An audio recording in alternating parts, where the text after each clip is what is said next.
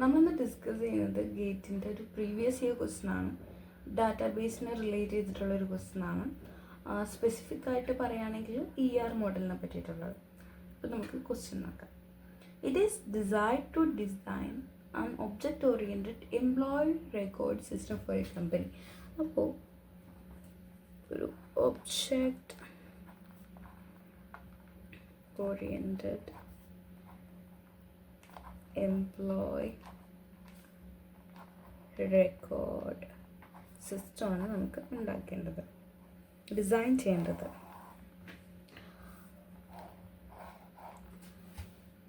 Each employee has name, unique I D and salary. അപ്പോൾ ഓരോ എംപ്ലോയിക്കും unique I D, then name, then salary. ഇത്ര details ആണ് ഓരോ എംപ്ലോയീസിനും ഉള്ളത്. Employees belong to different categories and their salary is determined by their category. ഓരോ എംപ്ലോയും ഓരോ different കാറ്റഗറീസിലായിരിക്കും. ആ കാറ്റഗറീസിനെ ബേസ് ചെയ്തിട്ടായിരിക്കും അവരുടെ സാലറി ഡിറ്റർമൈൻ ചെയ്യുന്നത്. The function get name, get I D and compute salary are required. Given the class hierarchy below, possible location for this functions are. അപ്പോൾ താഴെ ഒരു hierarchy കൊടുത്തിട്ടുണ്ട്. Employ,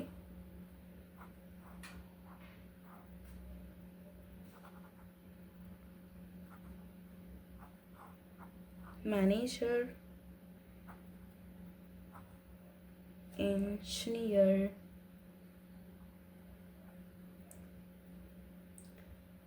then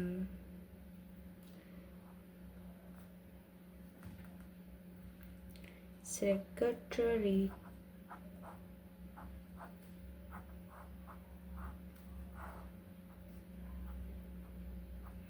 okay. അപ്പോൾ ഈ തന്ന ഡീറ്റെയിൽസ് ചെയ്ത് നമുക്ക് മനസ്സിലാവും.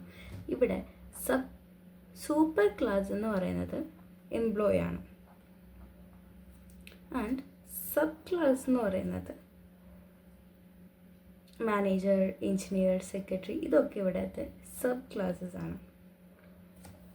അപ്പോൾ ഈ കോൺസെപ്റ്റ് എല്ലാവർക്കും അറിയായിരിക്കും, അതാണെങ്കിലും ഞാൻ ഒന്നുകൂടെ പറയാം. സൂപ്പർ ക്ലാസ് എന്ന് പറയുന്നത് നമ്മൾ പാരൻറ്റ് ക്ലാസ്സിനെയാണ് നമ്മൾ സൂപ്പർ ക്ലാസ് എന്ന് പറയാം.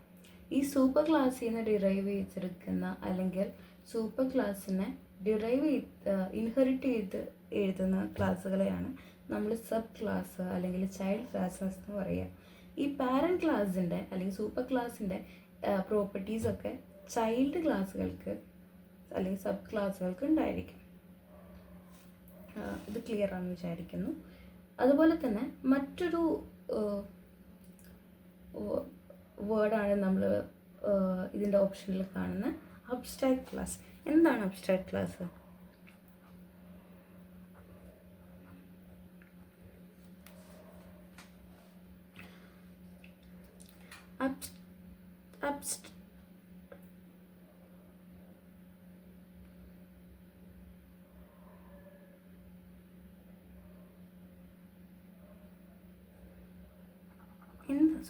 Abstract function. എന്താണ് അബ്സ്ട്രാക്ട് ഫങ്ഷൻ?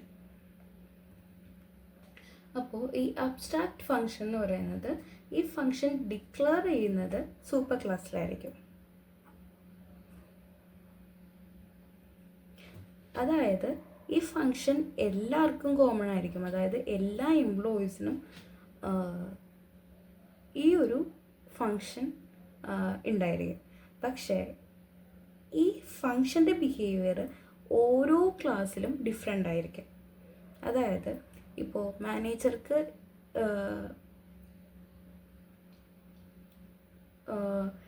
ഈ ഫങ്ഷൻ കോൾ ചെയ്യുമ്പോൾ മാനേജറിൻ്റെ അടുത്ത് കിട്ടുന്ന വാല്യൂ ഡിഫറെൻ്റ് ആയിരിക്കും. എൻജിനീയറിൻ്റെ അടുത്ത് നിന്ന് കിട്ടുന്ന വാല്യൂ ഡിഫറെൻ്റ് ആയിരിക്കും. അതുപോലെ സെക്രട്ടറിയുടെ അടുത്ത് നിന്ന് കിട്ടുന്ന വാല്യൂ ഡിഫറെൻ്റ് ആയിരിക്കും. പക്ഷേ ഇത് മൂന്നെണ്ണത്തിനും ഈ ഒരു ക്ലാസ് ഉണ്ടായിരിക്കും.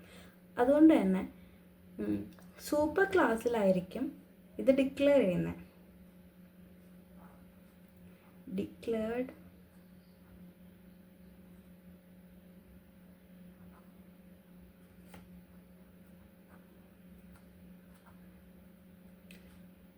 with without implementation.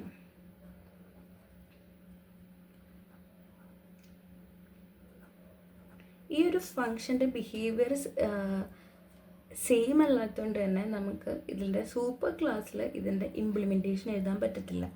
ഇതിൻ്റെ ഇംപ്ലിമെൻറ്റേഷൻ ഇരിക്കുന്നത് sub ക്ലാസ്സിലായിരിക്കും.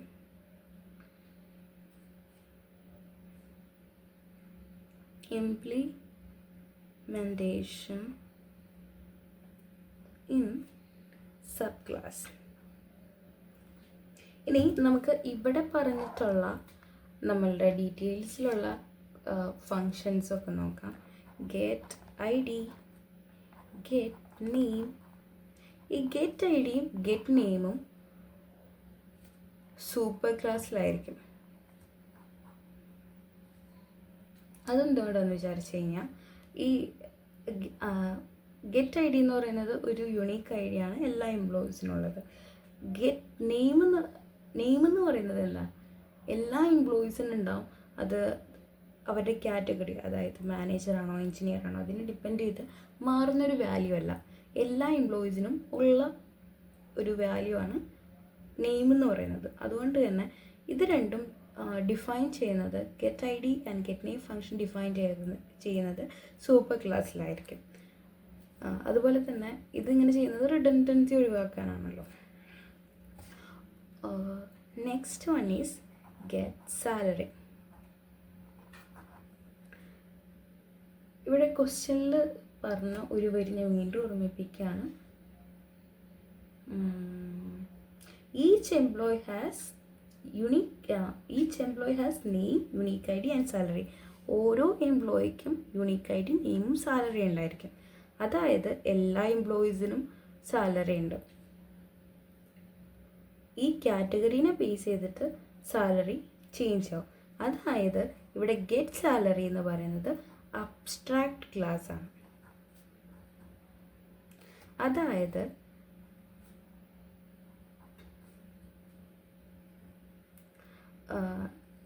Declared in super class,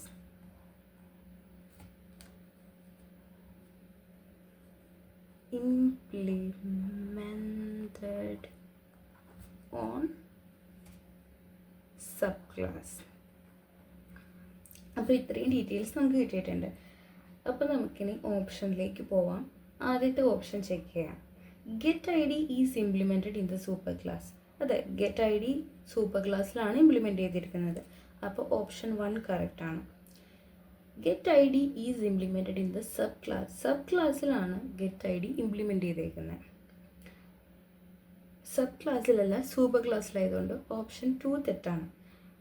get name is an abstract function in the super class. Get name ഒരു അബ്സ്ട്രാക്ട് ഫങ്ഷൻ അല്ല, ബാക്കി കാറ്റഗറീനെ ഡിപ്പെൻഡ് ചെയ്ത് മാറുന്നൊരു വാല്യൂ അല്ല ഗെറ്റ് നെയിം. സോ നെയിം എന്ന് പറഞ്ഞാൽ വാല്യൂ. സോ അതുകൊണ്ട് തന്നെ ഗെറ്റ് നെയിം സൂപ്പർ ക്ലാസ്സിൽ തന്നെ ഡിഫൈൻ ചെയ്യുന്നത്. അതുകൊണ്ട് ഓപ്ഷൻ 3 തെറ്റാണ്. Then get name is implemented on the super class. Get name implement ചെയ്യുന്നത് സൂപ്പർ ക്ലാസ്സിലാണ്. അപ്പോൾ ഈ ഒരു ഓപ്ഷൻ ശരിയാണ്. ഓപ്ഷൻ 4 അപ്പോൾ ശരിയാണ്. Then get name is implemented in the sub class. Get name sub ക്ലാസ്സിലാണ് ഇംപ്ലിമെൻറ്റ് ചെയ്തിരിക്കുന്നത്. ആ ഓപ്ഷൻ തെറ്റാണ്. അപ്പോൾ 5 തെറ്റാണ്. Get salary is an abstract function in super class. Get salary എന്ന് പറയുന്നത് സൂപ്പർ ക്ലാസ്സിലെ അബ്സ്ട്രാക്ട് ഫങ്ഷനാണ്. അതെ,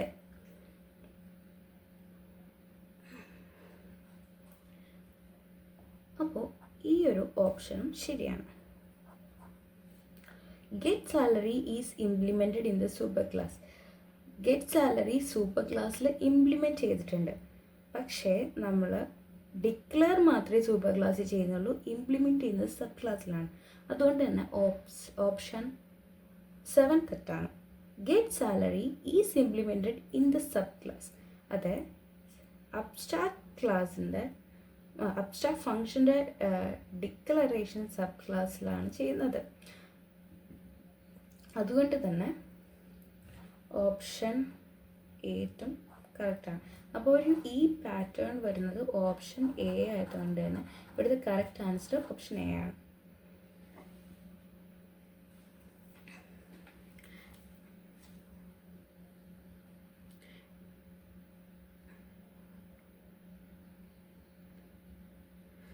താങ്ക് യു.